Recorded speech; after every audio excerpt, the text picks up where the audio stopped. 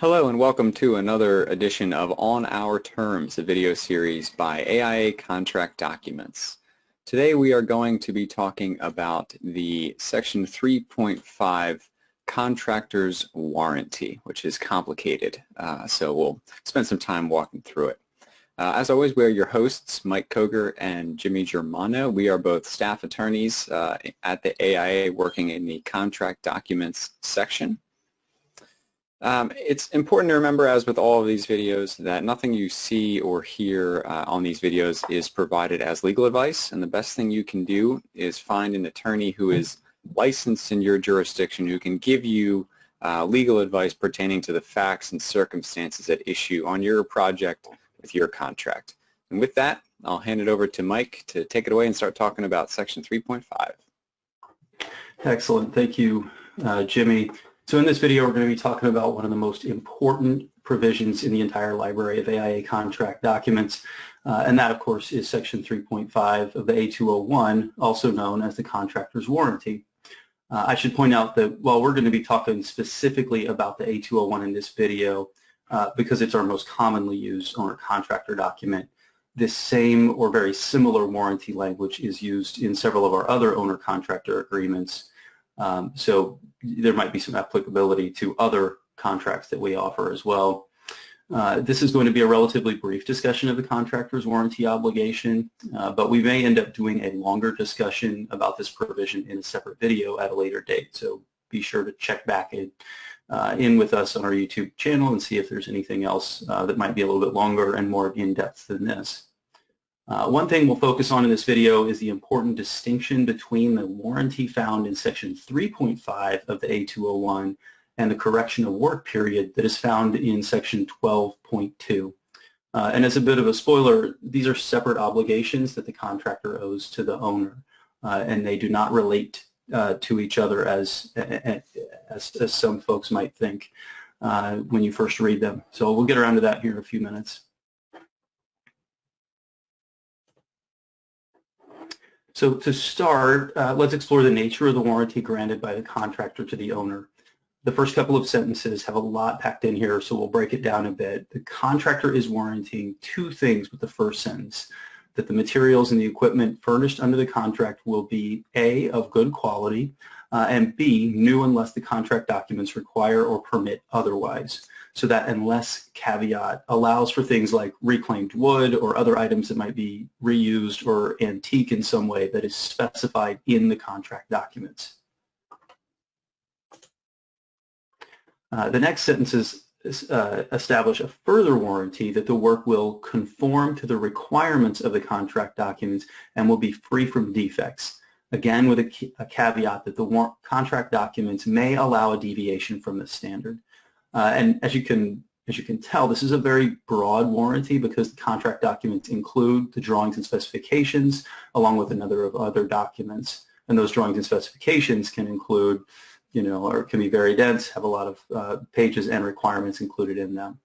As a side note, if you want to better understand what's included in the contract documents as they're defined in the A201, we did a separate video on this topic on our YouTube channel that you can refer back to. The third sentence then kind of wraps all of this up by stating that the work, materials, or equipment not conforming to these requirements may be considered defective. And just by the phrasing of that sentence, may be considered defective, should have you racing to the search feature in your Microsoft Word program to see what results occur when something has been considered defective. The good news is that I've done that for you, and it yields two results. First, in Section 6.2.3, it requires the contractor to reimburse the owner for costs the owner incurs that are payable to a separate contractor because the contractor's delays, improperly timed activities, or defective construction. And second, in Section 9.5.1, the architect can withhold certification of an application for payment for, and I'm quoting here, defective work that is not remedied. Lastly, of course, the owner can bring a claim against the contractor for breach of one of these warranties and for the resulting defective work. As you might expect with a provision like this, there are some disclaimers in this section as well. For example, these warranties do not apply in the instances where there are things like alterations of the work that are not executed by the contractor, improper or insufficient maintenance, improper operation, or normal wear and tear. All of those kinds of activities are going to void the warranties that are in the first couple of paragraphs, or excuse me, first couple of sentences. And the last important thing to point out about is that all warranties required by the contract documents shall be issued in the name of the owner. And that's the last section here in 3.5.2. So if an HVAC unit comes with a manufacturer's warranty, something that might even go beyond what's listed as a warranty in section 3.5.1, that warranty should be in the owner's name or transferable to the owner by the contractor. And also all warranties commence in accordance with section 9.8.4. That's the very last part of this provision. And that states that warranties required by the contract documents shall commence on the date of substantial completion of the work or designated portion thereof unless otherwise provided in the certificate of substantial completion. So now let's get to the confusing point for some folks, and that is the difference between the correction of work period that's in section 12.2.2 and the warranty that we've been talking about in section 3.5. Section 12.2.2 states, as you can see on the slide here, that if within 1 year after the date of substantial completion of the work of any of the work is found to be not in accordance with the requirements of the contract documents, the contractor shall correct it promptly after receipt of notice from the owner to do so. So what happens is folks often read that section and incorrectly conclude that the warranty under section 3.5 ends 1 year after substantial completion.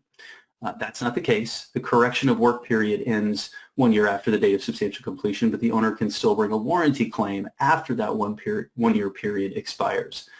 Typically all the way up until something like a statute of limitations or a statute of repose will extinguishes the ability to make claims.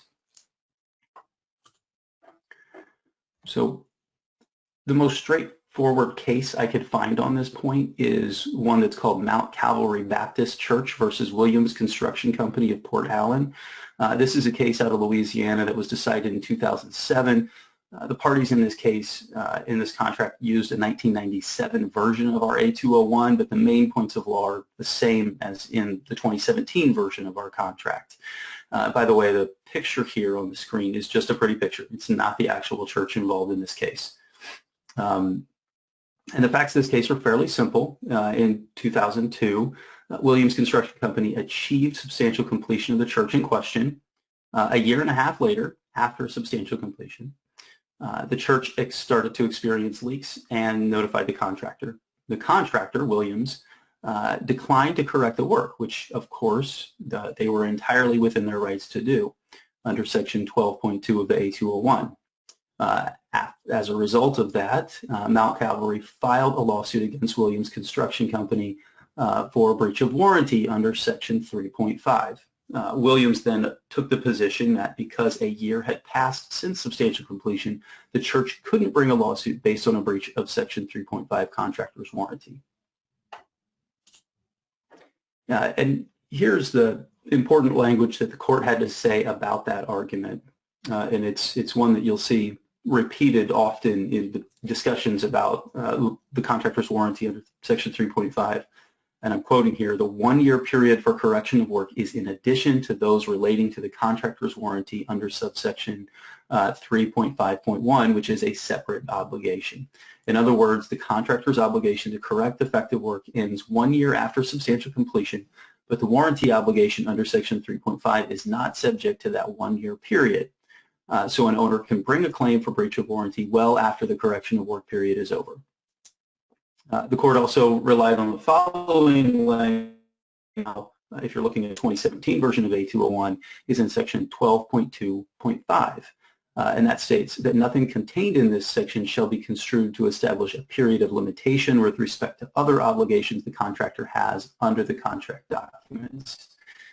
In other words, the correction of work period doesn't impact warranties in section 3.5. So that was a little bit complicated. Jimmy, did I cover it all? I think you did, Mike. That was fantastic. The one thing that I've been thinking about this whole time is that I've heard, and I'm sure you've heard the phrase as well, the contractor's one-year warranty. So is it fair to say that you should never refer to anything as a one-year warranty, because that's just not true? The one-year issue is different than the warranty issue? Well, that's a good question. And I think it's very easy for folks to attach the the word warranty onto a provision that requires a contractor to come out and do remedy some kind of work that is causing a problem. That's an easy thing for folks to do, and it's probably not totally incorrect. But the A201 certainly doesn't use the word warranty in section 12.2, and it's probably easier to just call that, and what we internally call that is the correction of work period, just to distinguish it from the warranty obligations in 3.5. Definitely. All right. So if you like this video, if you want to find more just like it, go to our YouTube channel, hit subscribe. We've now got quite a library on there of videos that are similar to this also. You can go to our aiacontracts.org/learn page to learn more about our contracts. You can also contact us at the contact information above if you have questions about our contracts or if you have technical support kind of issues with our online software. Thank you very much.